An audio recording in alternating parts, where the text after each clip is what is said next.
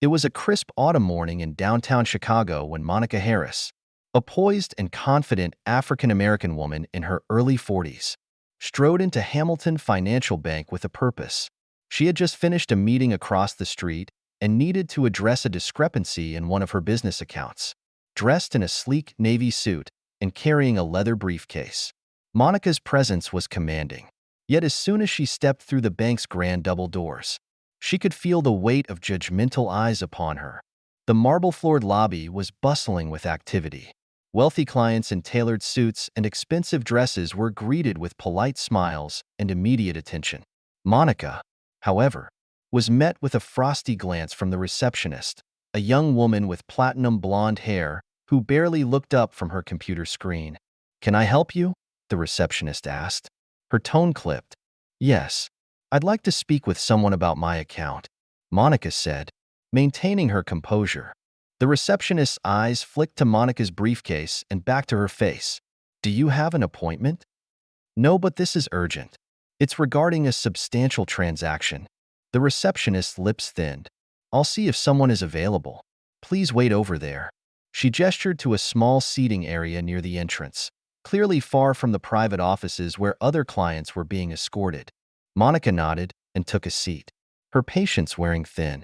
She had dealt with subtle racism and dismissiveness before, but today felt particularly grating. As she waited, she overheard murmurs from the staff behind the counter. Words like "wrong place" and "can't afford it" floated through the air, stinging her ears. After 20 minutes, a young banker named Derek approached her, his expression one of forced politeness. "Ms. Harris, I'm Derek. How can I assist you today?" Monica stood, extending her hand. "Thank you for coming out. I'm here to discuss an issue with my account. There seems to be a delay in processing a significant wire transfer." Derek's smile faltered slightly as he took in her words. "Of course. Let's, step into one of the consultation rooms." As they walked past the reception desk, Monica couldn't miss the curious and skeptical glances cast her way by other employees. Once inside the small glass-walled room, Derek sat across from her, pulling up her account information on his tablet. His expression quickly changed to one of surprise as he reviewed the numbers. "Oh," he said, blinking. "It appears you're managing quite a few accounts with us, and this transfer is significant." Monica raised an eyebrow. "Yes, I'm aware. That's why I'm here." Derek cleared his throat, clearly flustered. "There's been a minor delay due to standard verification procedures for high-value transactions. I'll expedite this for you right away." Monica leaned forward, her voice calm but firm. "Thank you. And while we're at it, I'd like to discuss the lack of professionalism I've encountered today. Your staff's dismissive behavior is unacceptable." Derek's face turned red. "I'm so sorry to hear that. I'll address it immediately."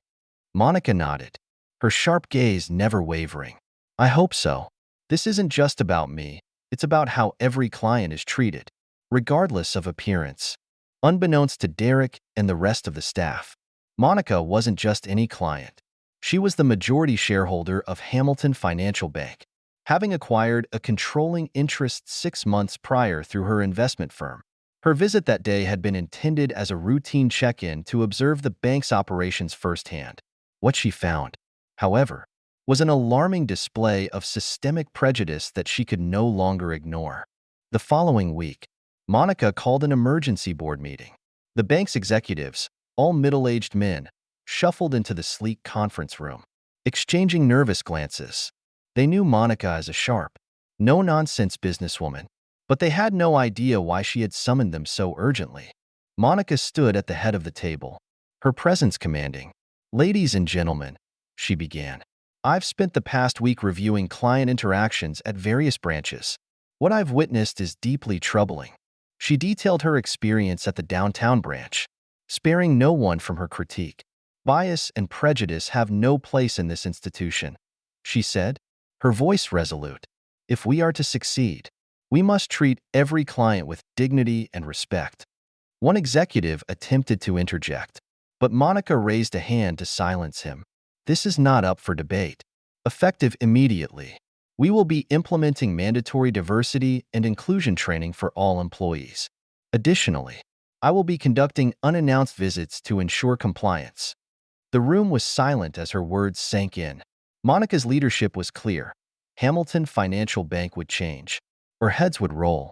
In the months that followed, Monica's reforms began to take shape. The bank's employees underwent extensive training, learning to recognize and combat their biases. Policies were overhauled to ensure fairness and accountability.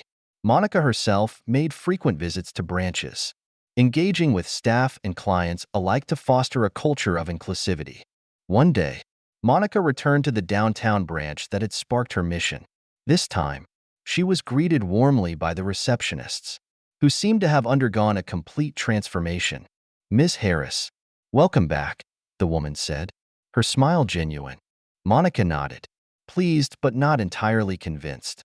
She knew that true change took time, but she was determined to see it through. As she walked through the lobby, she overheard a conversation between a teller and an elderly black man who was opening his first savings account. The teller's tone was patient and respectful, a stark contrast to what Monica had experienced months earlier. It was a small victory, but a victory nonetheless. Monica's story soon gained national attention. Media outlets praised her efforts to combat discrimination in the banking industry, and she became a sought-after speaker on issues of equity and leadership. But for Monica, the true reward was knowing that she had made a difference. One evening, as she sat in her office overlooking the Chicago skyline, Monica reflected on her journey. She had faced countless obstacles as a black woman in corporate America, but she had never let them define her. Instead, she used her experiences to drive change, proving that leadership was about more than just power. It was about purpose. Her phone buzzed with a message from Derek, the young banker who had assisted her that day. "Thank you for giving me a second chance," it read. "I've learned so much from you." Monica smiled, her resolve stronger than ever. The road ahead was long, but she knew she was on the right path. 6 months later, Monica launched an initiative called Banking Without Barriers, aimed at providing financial literacy workshops and resources to underserved communities. The program, supported by Hamilton Financial Bank, became a resounding success. Branches hosted events that brought in families, entrepreneurs, and individuals who had long felt excluded from the financial system. 1 year after her initial visit to the downtown branch, Monica hosted a celebration at Hamilton Financial Bank's headquarters. Employees, clients, and community leaders gathered to honor the progress they had made together. As Monica took the stage, she looked out at the crowd, her heart swelling with pride. "A year ago, I walked into a branch of this bank and was reminded of how far we still have to go. Today, I see how far we've come. This is what happens when we choose equity over exclusion, compassion over judgment, and action over complacency." The room erupted in applause. But Monica knew the work was far from over. Change wasn't a destination, it was a journey. And as she stood there, enjoying the moment, she silently vowed to keep pushing forward. True progress, she realized, was built one person, one policy, and one choice at a time. And she was just getting started.